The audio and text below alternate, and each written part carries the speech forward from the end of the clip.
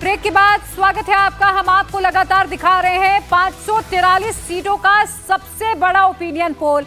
अब तक आपने साउथ के तेलंगाना, आंध्र प्रदेश, केरल के आंकड़े देखे, लेकिन इसके अलावा तमिलनाडु भी वो राज्य है जहां मोदी का विशेष तौर पर ध्यान है।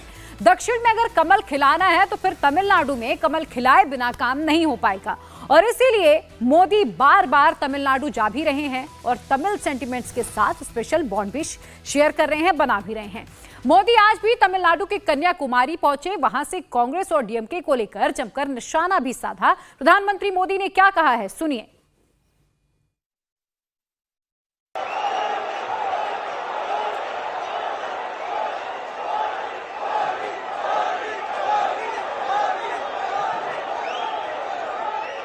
साथियों, ये दिल्ली में बैठे हुए लोगों की नींद खराब हो रही है कि कन्याकुमारी से आवाज उठ रही है।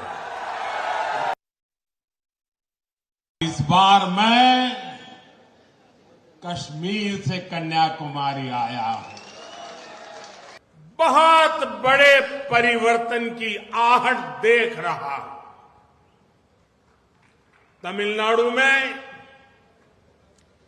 बीजेपी का प्रदर्शन इस बार डीएमके और कांग्रेस के इंडी अलायंस का सारा घमंड तोड़ करके रख देगा।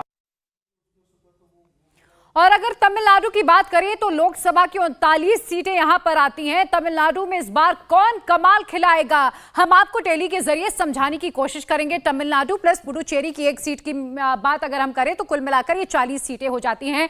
डीएमके यहां पर 20 सीटें, जो कि इंडिया अलायंस के साथ गठबंधन में है, सबसे ज्यादा सीटें निकालती हुई नजर आ रही है। यहां पर 20 सीटें डीएमके और इंडिया अलायंस की अगर हम बात करें, कांग्रेस के साथ अलायंस है तो 6 अगर मिला ले तो दोनों की मिला के 26 सीटें यहां पर निकलती हुई कम से कम नजर आ रही है। एआईएडीएमके 4 सीटों पर सिमट रही है। बीजेपी हालांकि यहां पर थोड़ी बढ़त जरूर बना रही है। 5 सीटें इस बार, अगर पुडुचेरी की भी एक सीट मिलाकर बात करें तो 5 सीटें बीजेपी के खाते में यहां पर जाती हुई नजर आ रही है, और अन्य के खाते में भी 5 सीटें यहां पर जा सकती हैं। आपको बता दें, हालांकि डीएमके ने जिस तरह से सनातन को लेकर खास तौर पर बयानबाजी की, उसको लेकर प्रधानमंत्री नरेंद्र मोदी और बीजेपी ने बड़ा सियासी मुद्दा भी बनाया था, और यह मुद्दा तमिलनाडु के चुनावों में नजर भी आएगा। जब लोकसभा में वोटिंग होगी तो एक बहुत बड़ा मुद्दा, जब तमिलनाडु प्रधानमंत्री भी पहुंचते हैं या बीजेपी का कोई दूसरा नेता भी पहुंचता है तो फिर ये मुद्दे जरूर उठते हैं। डीएमके, आपको बता दें कि इंडिया अलायंस के नेतृत्व में इस बार चुनाव लड़ रही है, और इसीलिए माना यह जा रहा है कि एक बेहतर प्रदर्शन मिलकर कांग्रेस और डीएमके यहां पर करते हुए नजर आ रहे हैं। अब तमिलनाडु में देखिए, बीजेपी का नंबर बढ़ाने के लिए मोदी टारगेट बनाकर चल रहे हैं। ऐसा नहीं है कि बीजेपी हर सीट पर कूद जाए, बल्कि कुछ ऐसी सीटें हैं जहां पर बीजेपी खास तौर पर ध्यान दे रही है। उन सीटों की हम यहां पर चर्चा कर लेते हैं। पहली सीट है कन्याकुमारी। तमिलनाडु का मैप समझ लीजिएगा। बीजेपी यहां पर आगे बढ़त बनाते हुए नजर आ रही है। बीजेपी, कांग्रेस और एआईएडीएमके कि अगर हम तमाम पार्टियों की बात करें तो यहां से बीजेपी जीत हासिल कर सकती है। प्रधानमंत्री नरेंद्र मोदी पहुंचे और जिस तरह से वो एक तमिल सेंटिमेंट्स को समझने की कोशिश कर रहे हैं, और सनातन को लेकर आपको बता दें जो एक नैरेटिव बना हुआ है, तो माना यह जा रहा है कि यहां का वोट परसेंटेज कम से कम बीजेपी के फेवर में जा सकता है। दूसरी सीट की बात करें तो रामनाथपुरम है। यहां पर आपको बता दें कि बीजेपी जीत सकती है। यहां से बीजेपी जीत हासिल करती हुई नजर आ रही है। India TV CNX opinion poll ये बता रहा है कि यहां से बीजेपी आसानी से इस सीट को निकाल सकती है। सबसे ज्यादा वोट शेयर यहां पर बीजेपी का इस बार अप होता हुआ भी नजर आ रहा है। करीब 44% जो वोट शेयर है बीजेपी यहां पर करेगा, और 41% आपको बता दें कि आईयूएमएल के साथ जाता हुआ नजर आ रहा है। 13% हम बात करें तो एआईएडीएमके के साथ है, नजर आ रहा है। 2023 में एआईएडीएमके और बीजेपी का गठबंधन भी टूटा, और जिसके चलते माना यह जा रहा है कि यह नुकसान इन दोनों ही पार्टियों को थोड़ा थोड़ा उठाना पड़ेगा। मदुरई की बात करें, बीजेपी का फोकस यहां पर भी है। मदुरई क्योंकि एक ऐसी सीट है जहां पर बीजेपी अगर थोड़ा जोर लगाएगी तो फिर जीत हासिल कर सकती है। India TV CNX opinion poll भी ये बता रहा है कि यहां से बीजेपी अपनी सीट निकाल लेगी। बीजेपी के अगर वोट शेयर की बात करें तो यहां भी ये वोट शेयर थोड़ा बढ़ता हुआ नजर आ रहा है। बेहतर प्रदर्शन इस बार बीजेपी का यहां पर होगा। 29% करीब जो वोट शेयर है वो यहां पर नजर आ रहा है। इसके अलावा हम एक और सीट की बात करें जहां पर बीजेपी का फोकस है, वो सीट है कोयम्बटूर। कोयम्बटूर में भी बीजेपी फोकस कर रही है। प्रधानमंत्री नरेंद्र मोदी उन्हीं सीटों को टारगेट करके चल रहे हैं जहां पर बीजेपी जीत हासिल कर सकती है। बीजेपी के अगर हम वोट शेयर की बात करें तो 37% ये वोट शेयर यहां पर बनता हुआ नजर आ रहा है। सीपीआईएम की बात करें तो 32%, एआईएडीएमके की बात करें तो करीब 28% वोट शेयर। लेकिन बीजेपी यहां पे बेहतर वोट शेयर अपना देखिए बनाती हुई नजर आ रही है। यहां पर जो बीजेपी का वोट परसेंटेज है वो थोड़ा बढ़ता हुआ नजर आ रहा है और ऐसे में ये बीजेपी के लिए कम से कम शुभ संकेत आप कह सकते हैं कि पुडुचेरी की एक सीट मिला के और तमिलनाडु की 4 सीटें बीजेपी यहां से निकालती हुई नजर आ रही है। अब आगे बढ़ेंगे, कुछ और सीटों की बात करेंगे। साउथ के राज्यों का हाल हमने आपको बताया कि किस तरह से साउथ में प्रधानमंत्री नरेंद्र मोदी ने बाकायदा एक स्ट्रैटेजी बनाई है। जो आपको बता दें, जो राज्य है, चाहे वो केरल की बात हो, चाहे वो तमिलनाडु की बात हो, चाहे वो आंध्र प्रदेश की बात हो, चाहे वो तेलंगाना की बात हो, इसको लेकर बीजेपी ने उन्हीं जिताऊ चेहरों पर दाव लगाया है जो 2019 के चुनावों में बेहतर प्रदर्शन कर चुके हैं या फिर जो जीत चुके हैं। जिन्होंने कम मार्जिन से चुनाव हारा था, बीजेपी ने उन्हीं पर वापस से भरोसा भी जताया है इस उम्मीद के साथ कि इस बार वो बेहतर प्रदर्शन करेंगे। चलिए अब आगे बढ़ते हैं। अब हम कुछ पहाड़ी इलाकों की बात करते हैं। उसमें से सबसे पहले बात उत्तराखंड की होगी। उत्तराखंड के 5 सीटों का हाल जान लीजिए जहां पर पूरी तरह से भगवा लहराता हुआ नजर आएगा।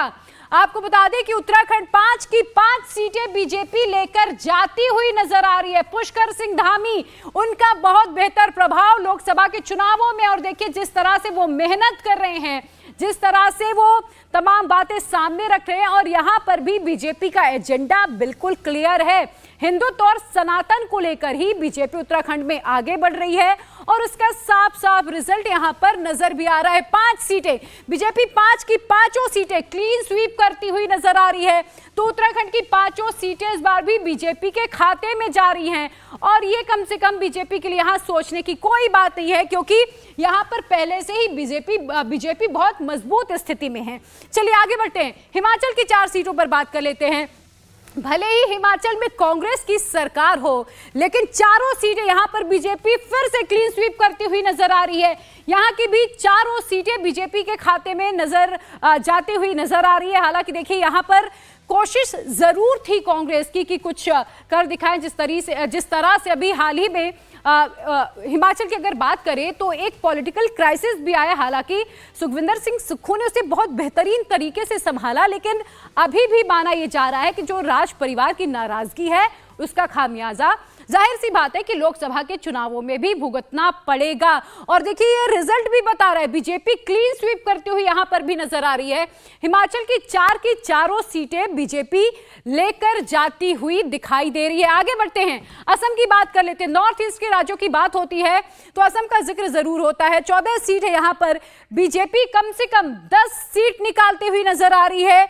एजीपी की बात करें तो 1 सीट, यूपीपीएल के खाते में भी 1 सीट नजर यहां पर आ रही है। एआईयूडीएफ की बात करें, ओवैसी के भाई यहां पर 1 सीट बड़ी आसानी से निकालते हुए नजर आ रहे हैं। और कांग्रेस के अगर हम बात करें तो यहां पर 1 सीट निकालती हुई नजर आ रही है। कांग्रेस को 1 से 2 सीटों का नुकसान यहां पर जरूर दिखाई दे रहा है, लेकिन बीजेपी का जो प्रदर्शन है इस बार पहले से बेहतर होता हुआ नजर आ रहा है। गोवा की बात कर लेते हैं। गोवा 2 ही सीटें हैं, साउथ गोवा, और आपको बता दें कि जो साउथ गोवा है और ईस्ट गोवा है, नॉर्थ गोवा है। अगर उसकी बात करें तो बीजेपी के खातों में यहां भी दोनों सीटें जाती हुई नजर आ रही है। यहां पर कांग्रेस का इस बार खाता नहीं खुल रहा है, लेकिन अगर 2019 की बात करें तो यहां पर एक में कांग्रेस और एक में बीजेपी ने जीत दर्ज की थी, लेकिन इस बार 2024 के चुनावों की अगर बात करें तो यह आंकड़ा बदलता हुआ नजर आ रहा है। बीजेपी यहां पर भी क्लीन स्वीप करती हुई नजर आ रही है। और यहां पर देखिए जिस तरीके से माना यह जा रहा था कि अगर इंडी गठबंधन यानी कि आम आदमी पार्टी और कांग्रेस मिलकर चुनाव लड़ती तो हो सकता है कि यह आंकड़ा बदल सकता था, पुराना आंकड़ा रिपीट हो सकता था। लेकिन जिस तरह से यहां पर एक बड़े भाई की भूमिका नहीं निभाई गई है, जिसके चलते यहां पर कांग्रेस को तो नुकसान उठाना ही पड़ रहा है और बीजेपी के खाते में दोनों सीटें जाती हुई नजर आ रही है। पूर्वोत्तर की 11 सीटों की हम आगे बात करेंगे कि किस तरह से वहां पर जो आंकड़े हैं वो क्या बता रहे हैं, वहां पर कितनी चुनौती होगी वो हम आगे बताएंगे आपको। लेकिन हमने आपको फिलहाल इन सीटों का हाल बताया जिसमें से आपने उत्तराखंड, हिमाचल में देखा कि बीजेपी पूरी तरह से क्लीन स्वीप करती हुई नजर आ रही है। चलिए आगे बढ़ते हैं।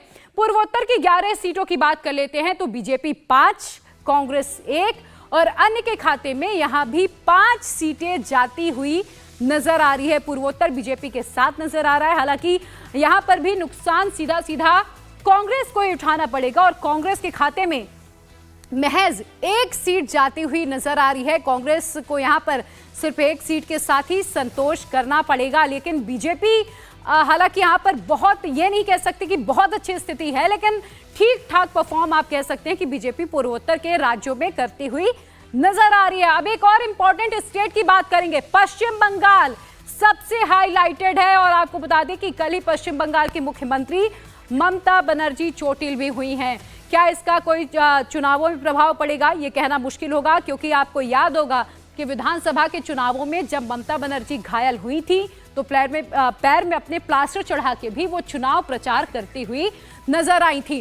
अब आपको दिखाते हैं हम बंगाल का हाल कि बंगाल में 42 सीटों में किसे कितनी सीटें मिलने वाली है। बीजेपी यहां पर इस बार बहुत बेहतरीन प्रदर्शन करती हुई नजर आ रही है और 20 सीटें ऐसी हैं जो बीजेपी के खाते में जा सकती हैं। टीएमसी यहां पर 21 सीटों पर नजर आ रही है और अगर हम इंडिया अलायंस की बात करें तो महज 1 सीट।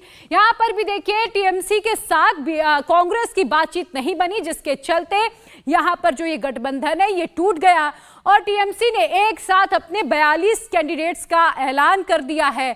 बीजेपी को यहां पर सीधा सीधा फायदा होता हुआ नजर आ रहा है और 20 सीटें बंगाल में बीजेपी जीतती हुई नजर आ रही है। हालांकि ये देखिए बीजेपी के लिए कह सकते हैं कि ये ठीक ठाक प्रदर्शन है, क्योंकि टीएमसी का जिस तरह से एक मजबूत जनाधार है उसको तोड़ना इतना आसान बीजेपी के लिए नहीं है और इसीलिए टीएमसी यहां पर 21 सीटें जीतती हुई नजर आ रही है।